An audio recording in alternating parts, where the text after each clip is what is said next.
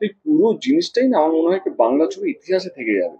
মানে ধূমকেতুর সঙ্গে সঙ্গে আমরা সবাই, আমি, শুভশ্রী, কৌশিক গান্ধী, রুদ্র, এর আগে দেবকে আমরা এরকম ভাবে দেখিনি।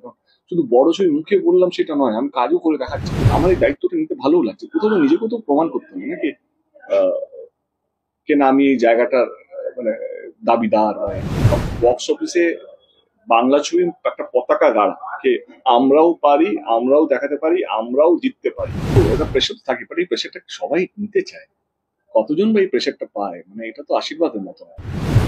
কিন্তু যে সেলিব্রেশনটা হচ্ছে না, সেইটা আমার কাছে একটা মানে অফকোর্স ধূমকেতু টু না, আমার মনে হয় এই সমস্ত মানুষদেরকে নিয়ে আমি কৌশিকাকেও বলেছি বা অন্যান্য ডিরেক্টরদেরকেও বলছি কি যদি ভালো স্ক্রিপ্ট থাকতো জানাবেন তো, ডেফিনেটলি যার যেটা পছন্দ, শুধু লোকের পছন্দ হতে হবে তার স্ক্রিপ্ট, শুভশ্রীর পছন্দ হতে হবে তার রোলটা।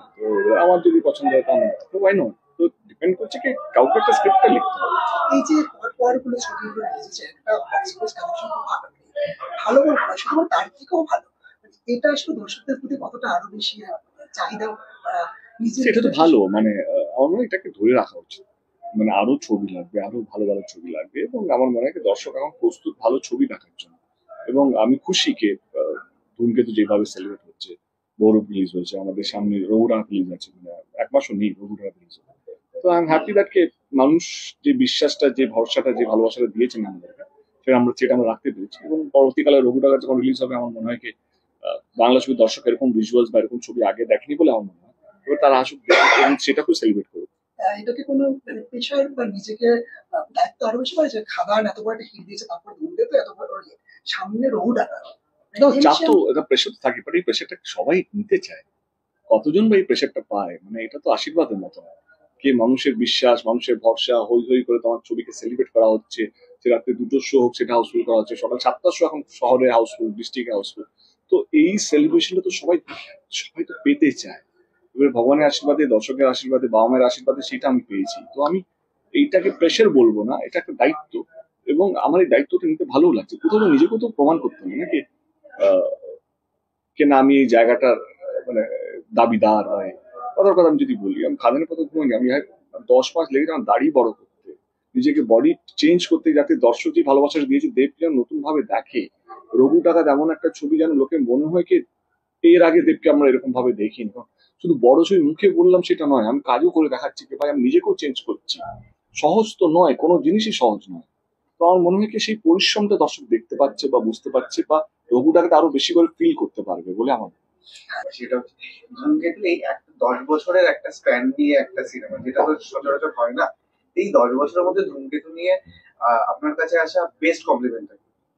আমি একটু আগেই বলছিলাম, ধূমকেতু এমন একটা ছবি, কোনো কমপ্লিমেন্ট দিয়ে এটাকে ব্যাখ্যা করা যাবে না। এটা ধূমকেতু যে সেলিব্রেশনটা হচ্ছে না, সেইটা আমার কাছে একটা মানে একটা একটা আশীর্বাদের মতো। কারণ এই যে হই হই করে মানে 8 ঘন্টার টিকিট সোল্ড আউট হয়ে যাচ্ছে, মানে ট্রেন্ডিং এ ছবি। আমাদের নর্মালি বাংলা ছবি অ্যাডভান্স দুদিন আগে খুলে, আমরা 1 সপ্তাহ আগে খুলেছিলাম, তবুও ভয় ছিলাম। 1 সপ্তাহ আগেই মানে আমরা শনিবারে খুলেছিলাম, by Sunday everything was sold out, next Thursday release হওয়ার কথা। তো আমার মনে হয় কি বাংলা ছবি এরকম দেখেনি এর আগে। মানে আমি অ্যাজ এ ইন্ডাস্ট্রির পক্ষ থেকে বলছি, তো এই পুরো জিনিসটাই না আমার মনে হয় কি বাংলা ছবি ইতিহাসে থেকে যাবে। মানে ধূমকেতুর সঙ্গে সঙ্গে আমরা সবাই, আমি, শুভশ্রী, কৌশিক গান্ধী, রুদ্র, দুলাল দা, যারা যারা ছবিটার সঙ্গে যুক্ত আছে, এবং আমার ডিওপি, মিউজিক ডিরেক্টর, সবাই আমরা ইতিহাসে থাকবো এই সিনেমার মাধ্যমে। কারণ ধূমকেতু ইতিহাস পরবর্তীকালে পরের প্রজন্ম এটা নিয়ে আলোচনা করবে যে এমন একটা ছবি যেটা 10 বছর আগে তৈরি করা, এবং 10 বছর পর যেভাবে ছবিটাকে নিয়ে সেলিব্রেশন হয়েছে।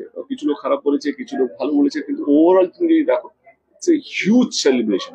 তো আমার মনে হয় এই পুরো জিনিসটা আমার কাছে কি বলবো মানে মেমোরিজতে থাকবে।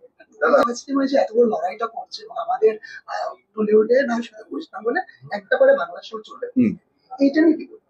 এই লড়াইটা তো আমার অনেক দিনের লড়াই। এবং তুমি বলো, এই যে ধূমকেতুর সময় বড় বড় 2টো হিন্দি ছবি ছিল, একটা সাউথের একটা ছবি যেটা ডাব করে চলছিল, একটা বলিউড একটা বড় নাম করা প্রসার। সেখানে শো পাওয়া থেকে, এবং শো শুধু পাওয়া নয়, এবং দর্শকের সেই সিনেমাগুলোকে হাউসফুল করানো, এবং বক্স অফিসে বাংলা ছবি একটা পতাকা গাড়া কে আমরাও পারি, আমরাও দেখাতে পারি, আমরাও জিততে পারি। এই লড়াইটা মানে সহজ ছিল না, কিন্তু আমার মনে হয় কি বাংলা ছবির দর্শক আমার পাশে ছিল, বাংলার প্রত্যেকটা মানুষ আমার পাশে ছিল, তাদেরকে ধন্যবাদ। এই ওরা যদি না থাকতো, মানে ওনারা যদি না থাকতেন, আমার পাশে, তাহলে হয়তো এই লড়াইটা সহজ ছিল না। আর এবারে যদি আমরা হেরে যেতাম, শুধু আমি হারতাম না, ইন্ডাস্ট্রি হেরে যেত, বাংলা ইন্ডাস্ট্রি পিছিয়ে যেত, কারণ আমরা কাউকে মুখ দেখাতে পারতাম না, এই তো বাংলা ছবি, এই তো অবস্থা। কিন্তু আজকে আমরা বলতে পারি এই যে বাংলা ছবি, আসুন দেখুন আমাদের অবস্থা। দর্শকদের উদ্দেশ্যে কি বলবেন? আসুন, ধূমকেতু এখনো রমরমিয়ে চলছে, বাংলা ছবি দেখুন। আর পুজোতে দেখা হচ্ছে নতুন ছবি রবীন্দ্র হাত। Thank you.